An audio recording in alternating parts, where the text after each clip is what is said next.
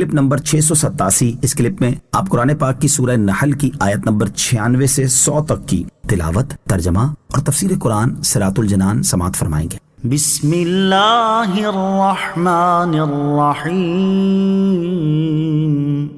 ترجمہ: اللہ کے نام سے شروع جو نہایت مہربان رحمت والا ہے۔ ما عندکم ینفد وما عند اللہ باق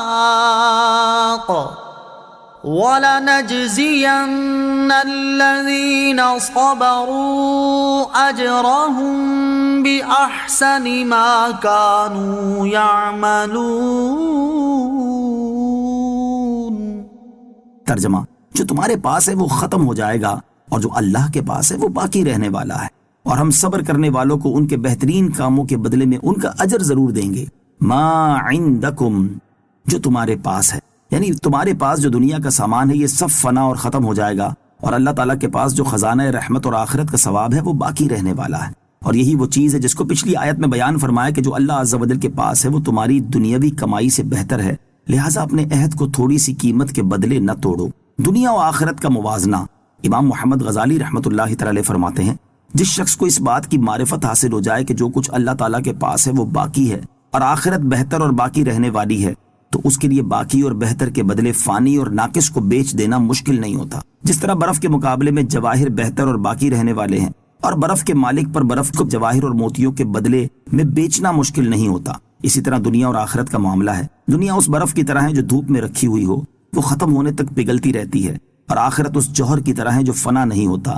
لہٰذا دنیا اور آخرت کے درمیان تفاوت کے بارے میں جس قدر یقین اور معرفت مضبوط ہوگی، اسی قدر اس کا سودا کرنے اور معاملہ کرنے میں رغبت مضبوط ہوگی۔ حتیٰ کہ جس شخص کا یقین مضبوط ہوتا ہے وہ اپنے نفس اور مال دونوں کو بیچ دیتا ہے، جیسا کہ اللہ تعالیٰ ارشاد فرماتا ہے، ان اللہ اشتری من المؤمنین انفسهم واموالهم بان لهم الجنہ۔ ترجمہ: بے شک اللہ نے مسلمانوں سے ان کی جانیں اور ان کے مال اس بدلے میں خرید لیے کہ ان کے لیے جنت ہے۔ پھر بتایا کہ انہیں اس سودے میں نفع ہوا، چنانچہ ارشاد فرمایا، فَاسْتَبْشِرُوا بِبَيْعِكُمُ الَّذِي بَايَعْتُمْ بِهِ۔ ترجمہ: تو اپنے اس سودے پر خوشیاں مناؤ جو سودا تم نے کیا ہے۔ لہٰذا ہر مسلمان کو چاہیے کہ وہ دنیا کے فنا اور زائل ہو جانے اور آخرت کے ہمیشہ باقی رہنے میں خوب غور و فکر کرے، اور آخرت کو دنیا پر ترجیح دے، اور دنیا کی فانی نعمتوں اور لذتوں سے بے رغبتی اختیار کرے۔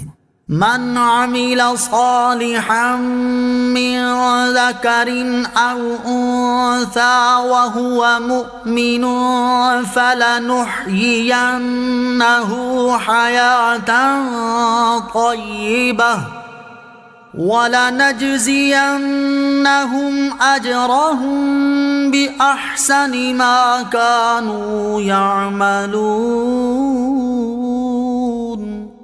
ترجمہ: جو مرد یا عورت نیک عمل کرے اور وہ مسلمان ہو تو ہم ضرور اسے پاکیزہ زندگی دیں گے، اور ہم ضرور انہیں ان کے بہترین کاموں کے بدلے میں ان کا اجر دیں گے۔ من عمل صالحا من ذکر او انثى وهو مؤمن، جو مرد یا عورت نیک عمل کرے اور وہ مسلمان ہو۔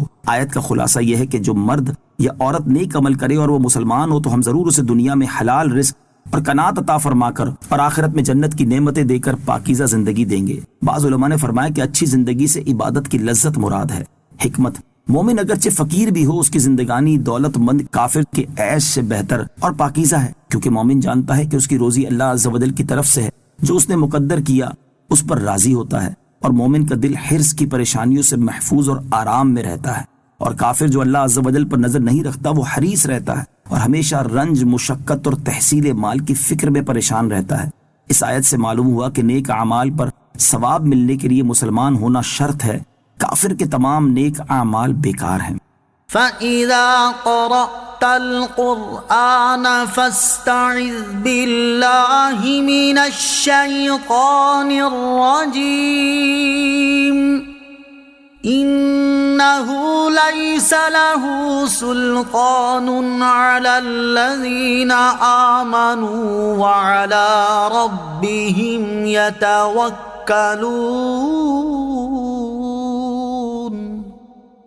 إِنَّمَا إنما سلطانه على الذين يتولونه والذين هم به مشركون۔ ترجمہ، تو جب تم قرآن پڑھنے لگو تو شیطان مردود سے اللہ کی پناہ مانگو، بے شک اسے ان لوگوں پر کوئی قابو نہیں جو ایمان لائے اور وہ اپنے رب ہی پر بھروسہ کرتے ہیں، اس کا قابو تو انہی پر ہے جو اس سے دوستی کرتے ہیں اور جو اس کو شریک ٹھہراتے ہیں۔ فَإِذَا قَرَأْتَ الْقُرْآنَ، تو جب تم قرآن پڑھنے لگو، یعنی قرآن کریم کی تلاوت شروع کرتے وقت اعوذ باللہ من الشیطان الرجیم پڑھو، یہ مستحب ہے۔ نوٹ یاد رہے کہ تعوذ کے مسائل سورہ فاتحہ کی تفسیر میں گزر چکے ہیں۔